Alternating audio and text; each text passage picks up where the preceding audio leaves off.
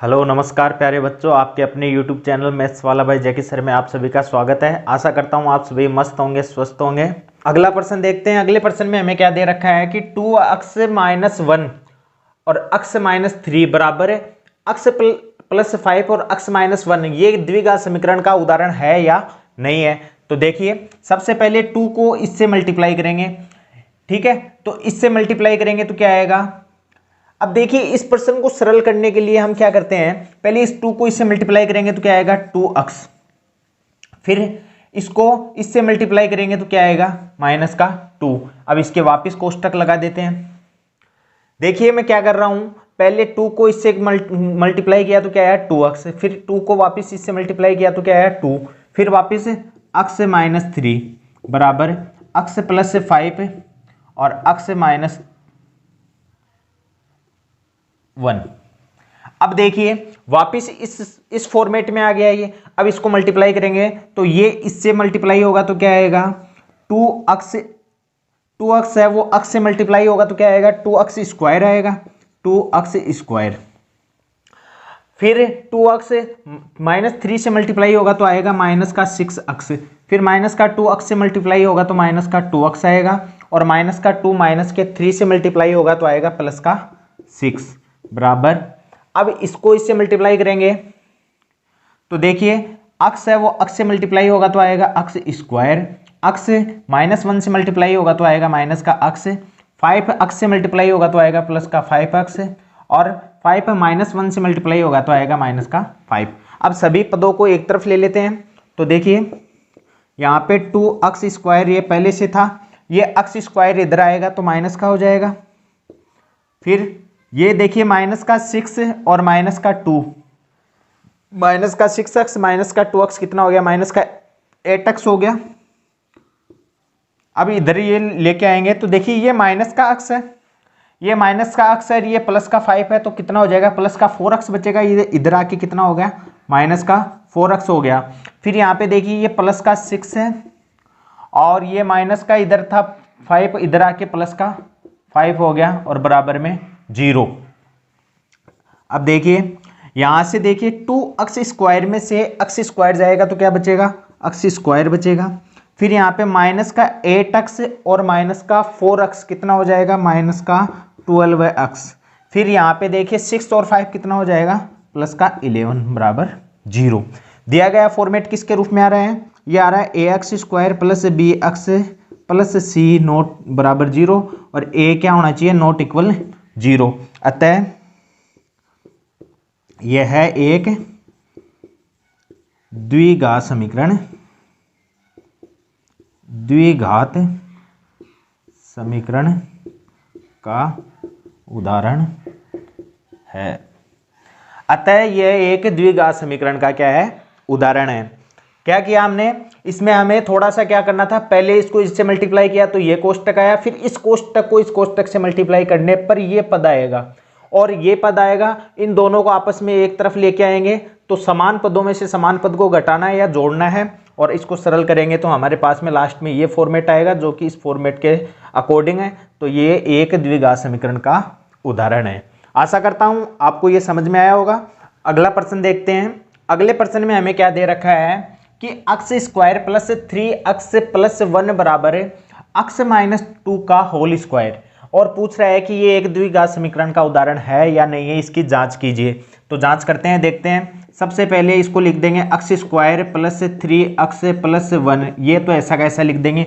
ये देखिए क्या है, ये क्या है a - b का होल स्क्वायर, और a - b का होल स्क्वायर क्या होता है, a - b का होल स्क्वायर क्या होता है a² - 2ab + b²।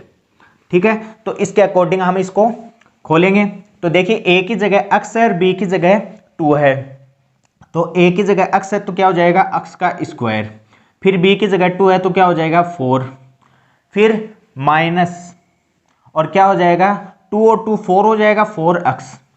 ठीक है, अब देखिए सभी पदों को एक तरफ लेके आएंगे तो क्या हो जाएगा x², और ये इधर आएगा तो -x² + 3x, और ये इधर आके +4x + 1, और ये इधर आके -4 बराबर 0। अब इसको सरल करेंगे, इसको सरल करेंगे तो क्या आएगा, एक्स स्क्वायर के पद से एक्स स्क्वायर का पद कट गया, ये कितना हो गया 7x हो गया, और ये कितना हो गया माइनस का 3 बराबर 0। दिया गया पद क्या है, इसमें क्या है, इसमें एक्स स्क्वायर का पद नहीं है, इसमें एक्स स्क्वायर का पद नहीं है। और मैंने स्टार्टिंग में ही बताया था कि आपको सबसे पहले क्या जांच करना है कि जो अक्स है या वाई है, जो भी अचर पद दे रखा है, जो भी चर पद दे रखा है, उसकी अधिकतम घात देखनी है आपको। अगर उसकी अधिकतम घात 2 है तो ये एक द्विघात समीकरण का उदाहरण होगा, वरना नहीं होगा। तो यहाँ पे अक्स की अधिकतम घात 1 आ रही है, इसका मतलब इसमें एक्स स्क्वायर का पद नहीं है, और एक्स स्क्वायर का पद नहीं है, अतः यह है क्या, अतः यह एक द्विघात समीकरण नहीं होगा। इस प्रकार से हम ये लिख सकते हैं कि इसमें एक एक्स स्क्वायर का पद नहीं है और एक्स स्क्वायर का पद नहीं है, इसका मतलब ये क्या है, द्विघात समीकरण नहीं होगा, क्योंकि इसमें एक्स की अधिकतम घात कितनी है, 1 है, इसलिए ये क्या है, एक रैखिक समीकरण है। अगला प्रश्न देखते हैं। अगले प्रश्न में हमें क्या दे रखा है कि x प्लस 2 का क्यूब बराबर 2x कोष्टक x स्क्वायर माइनस 1, ये एक द्विघात समीकरण है या नहीं है, इसकी जांच कीजिए। तो सबसे पहले तो हमें यहाँ पे एक सर्व समीकरण आनी चाहिए, और वो कौन सी है, a प्लस बी का होल क्यूब, ये हमें सर्व समीकरण आनी चाहिए। तो क्या होता है a प्लस बी का होल क्यूब, क्या होता है, a cube plus b cube plus 3a square b plus 3ab square, ये सर्व समीकरण होती है। इस सर्व समीकरण को हम यहाँ पे अप्लाई करेंगे और इसके अकॉर्डिंग इसको सरल करेंगे। तो सबसे पहले a की जगह x है तो x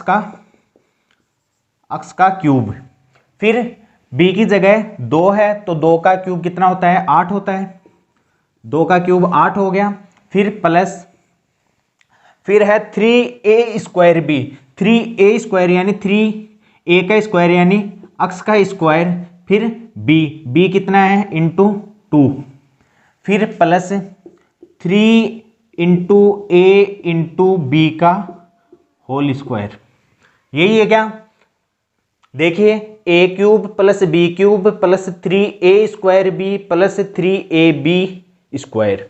फिर आगे ये पद ऐसा का ऐसा लिख देंगे, ये पद क्या है, देखिए इसको भी सरल कर लेते हैं, इसको इससे मल्टीप्लाई करेंगे तो कितना आएगा 2x क्यूब, और इसको अंदर मल्टीप्लाई करेंगे तो माइनस का 2x।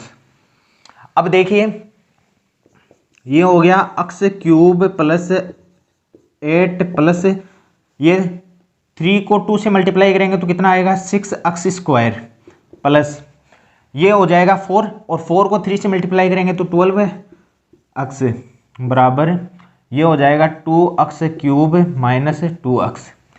अब देखिए हमें यहाँ पे क्या करना है कि इस दोनों को इधर लेके आएंगे, इन दोनों को इधर लेके आएंगे तो देखिए यहाँ पे ये x क्यूब है और ये कितना हो जाएगा माइनस का 2x क्यूब, फिर यहाँ पे x का पद, x स्क्वायर का पद देखते हैं, x स्क्वायर का पद क्या है 6x स्क्वायर, ठीक है, फिर प्लस 12x और ये प्लस इधर आके प्लस का 2x, और फिर ये 8 प्लस का 8 बराबर 0। देखिए हमने क्या किया, पहले x क्यूब के पद लिखा, फिर x स्क्वायर का पद लिखा, फिर x का पद लिखा, फिर अचर पद लिखा और बराबर में शून्य लिख दिया।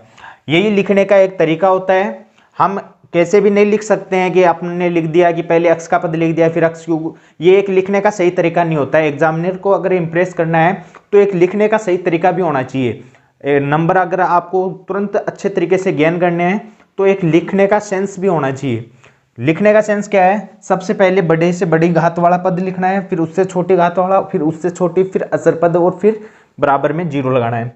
देखिए यहाँ पे x क्यूब है और यहाँ पे माइनस का 2x क्यूब है तो क्या बचेगा माइनस का x क्यूब, फिर यहाँ पे प्लस का 6x स्क्वायर, यहाँ पे देखिए 12x और प्लस का 2x कितना हो गया 14x प्लस 8 बराबर 0। अब यहाँ पे ये फॉर्मेट आ गया। अब इस समीकरण को देख के बताइए ये एक द्विघात समीकरण का उदाहरण है या नहीं है। यह यहां पर एक्स क्यूब प्राप्त हो रहा है जिसमें एक्स की अधिकतम घात 3 है, अतः यह एक त्रिघात समीकरण का उदाहरण होगा। यह एक द्विघात समीकरण नहीं है। हमने यहाँ पे क्या लिखा कि हमें यहाँ पे एक एक्स क्यूब का पद प्राप्त हो रहा है। एक्स क्यूब का पद प्राप्त हो रहा है, इसलिए यहाँ पे एक्स की अधिकतम घात कितनी है? 3 है। एक्स की अधिकतम घात 3 है और एक्स की अधिकतम घात 3 होने के कारण ये क्या है? एक त्रिघात समीकरण है। त्रिघात समीकरण है। मैंने बताया था अगर एक्स की घात 1 हो तो रैखिक समीकरण, 2 हो तो द्विघात समीकरण और 3 हो तो त्रिघात समीकरण। तो यहाँ पे ये एक द्विघात समीकरण नहीं होगा। ठीक है, आशा करता हूं आपको ये प्रश्न समझ में आया होगा। अगला प्रश्न देखते हैं और इस टाइप का अंतिम प्रश्न है ये इस प्रश्नावली का। देखते हैं इस प्रश्न में क्या पूछा है कि x cube minus 4x square minus x plus 1 बराबर है एक्स माइनस 2 का होल क्यूब। इस प्रकार ये समीकरण दे रखा है और पूछ रहा है कि ये द्विघात समीकरण का उदाहरण है या नहीं है। तो सबसे पहले तो हमें यहाँ पे एक सर्व समीकरण दे रखी है और क्या दे रखी है? a माइनस बी का होल क्यूब। तो ये सर्व समीकरण हमें आनी चाहिए। तो क्या है?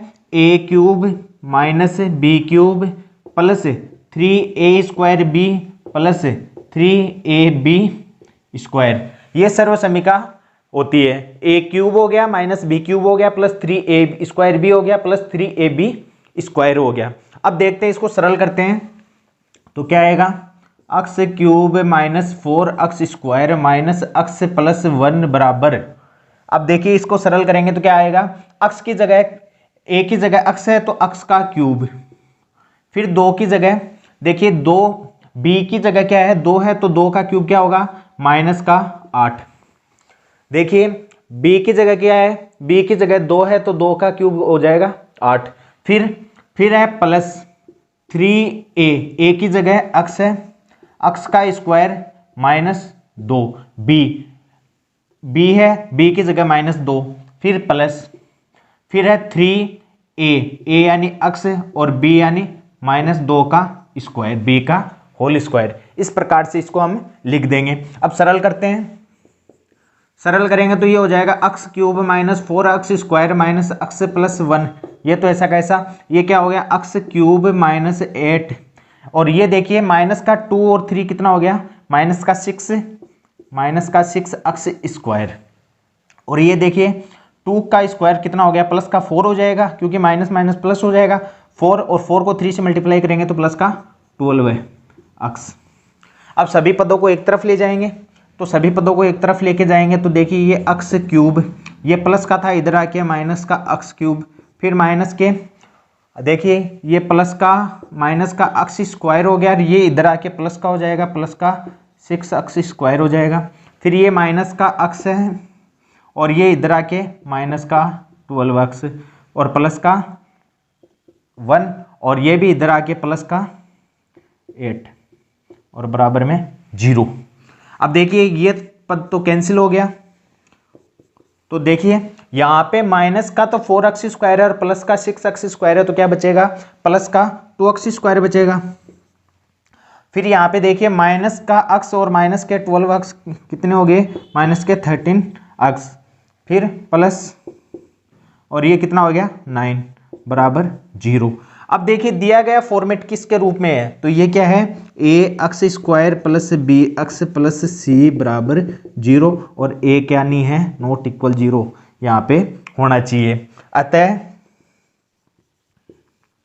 दिया गया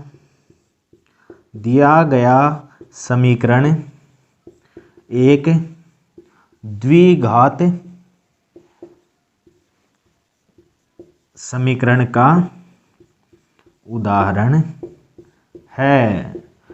अतः दिया गया समीकरण क्या है? एक द्विघात समीकरण का उदाहरण है। क्यों है? क्योंकि यहाँ पे अक्ष की अधिकतम घात कितनी है? अक्ष की अधिकतम घात कितनी है? 2 है। आशा करता हूं आपको ये एक का प्रश्न है वो बहुत ही अच्छे प्रकार से समझ में आया होगा। इसमें हमने 7-8 प्रश्न किए हैं और सभी में अलग अलग प्रकार से प्रश्नों को हल करने की कोशिश की है हमने। फिर भी अगर किसी प्रकार की आपको कोई प्रॉब्लम है, कोई किसी प्रश्न में कोई समस्या रह गई है, तो आप मुझे कमेंट करके कमेंट बॉक्स में बताएं, ताकि मैं आपके लिए फिर से एक नया वीडियो लेक्चर तैयार करूं और फिर से अपलोड करूं। तब तक के लिए धन्यवाद। फिर से मुलाकात होगी।